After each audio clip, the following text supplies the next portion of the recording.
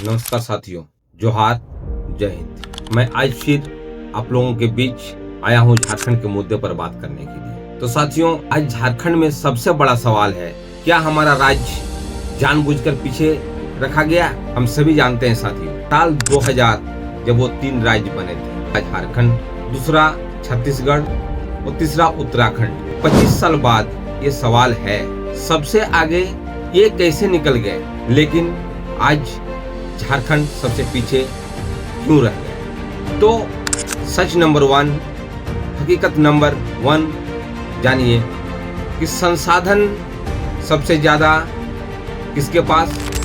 झारखंड के पास। लेकिन विकास सबसे कम कहाँ हुआ? झारखंड में हुआ। देश का कोयला, देश का लोहा, यूरेनियम, बॉक्साइट, बिजली, स्टील, खनिज की रॉयल्टी, ये सभी कौन देता है सबसे ज्यादा? ये हमारा झारखंड देता है। ये सब कहां से गया?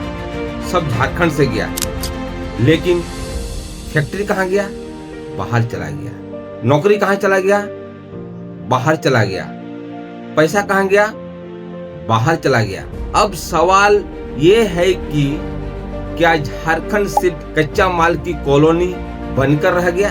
सवाल ये है। मैं आपके सामने हकीकत नंबर 2 बता रहा हूं। प्रति व्यक्ति आय, ये एक शर्मनाक हकीकत है। जानकर हमको, आपको, झारखंड राज्य के सभी निवासियों को शर्म महसूस होगा।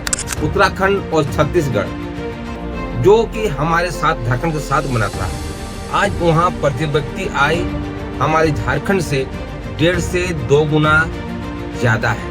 और यहाँ तक हकीकत ये है कि झारखंड राज्य की जो औसत आय है वो राष्ट्रीय औसत आय में भी बहुत नीचे है।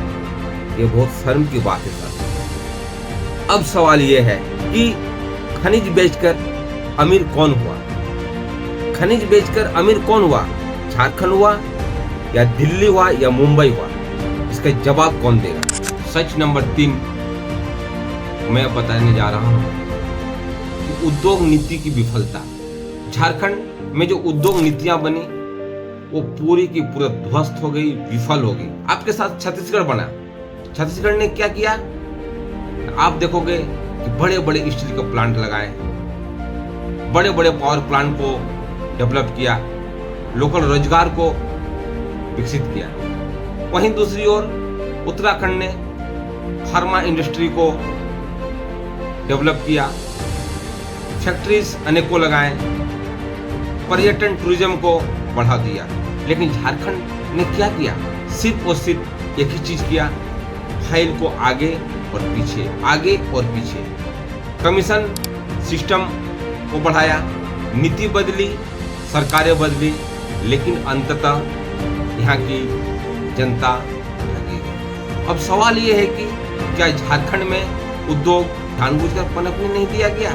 अब मैं नेक्स्ट सच्चाई नंबर 4 बताता हूं। शिक्षा, जो कि भविष्य की हत्या की गई। यहाँ स्कूल है पर शिक्षक नहीं, शिक्षक है पर पढ़ाई नहीं, और पढ़ाई है पर रोजगार और नौकरी नहीं।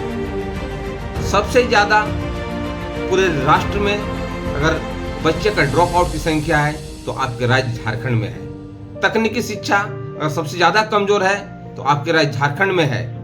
नतीजा क्या हुआ? झारखंड के युवा मजदूर बनकर बाहर जा रहा है।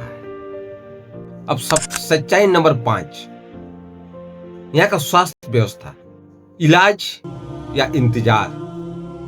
मां बच्चे की मौत की दर सबसे ज्यादा। गांव में डॉक्टर नहीं है, रेफरल पर रेफरल किए जा रहे हैं। अब सवाल यह है कि झारखंड में जनता की कीमत क्या कोई नहीं है? कुछ भी नहीं है। सच्चाई नंबर 6, यहाँ की सबसे बड़ी समस्या पलायन, सबसे बड़ा कलंक। चाहे अब दिल्ली जाओ, मुंबई जाओ, तमिलनाडु जाओ, केरल जाओ, गुजरात जाओ, पंजाब जाओ, कहीं भी जाओ तो आपको मजदूर कहाँ का मिलेंगे? वो मजदूर झारखंड के होंगे। अब सवाल ये है कि क्या झारखंड इस चीज के लिए बना था कि हर जगह मजदूरी करने हमारे लोग जाएंगे?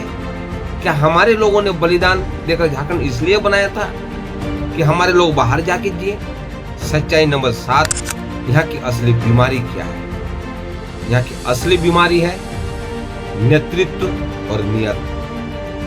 झारखंड की समस्या यहाँ की नीति की निरंतरता नहीं, सरकारें गिराओ सरकारें बनाओ, दल बदलो, जनता वहीं की वहीं रहेगी, जनता वही गरीब बनी रहेगी।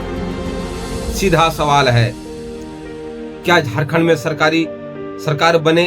क्या झारखंड में सरकार बने सिर्फ सत्ता के सौदे हुए कि सिर्फ सत्ता के सौदे के लिए झारखंड की सरकार बनाई गई?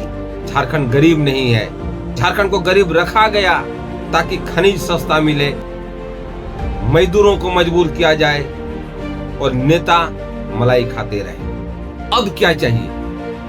खनिज आधारित स्थानीय नीति हमें यहाँ चाहिए। यहाँ के लोगों को, यहाँ के आम जनता को, यहाँ के गरीब गुरबा को स्थानीय नीति खनिज आधारित होनी चाहिए। युवाओं के लिए तकनीकी शिक्षा होना जरूरी है और स्थायी उद्योग नीति होना चाहिए। बाहर नहीं, झारखंड में नौकरी चाहिए और सत्ता नहीं, सिस्टम में बदलाव चाहिए। साथियों, अगर आप चाहते हैं कि झारखंड में सिर्फ खदान नहीं, झारखंड एक खुशहाल राज्य बने, तो इस आवाज को शेयर कीजिए, क्योंकि खामोशी भी एक अपराध है। जय हिंद, जय झारखंड, जोहार।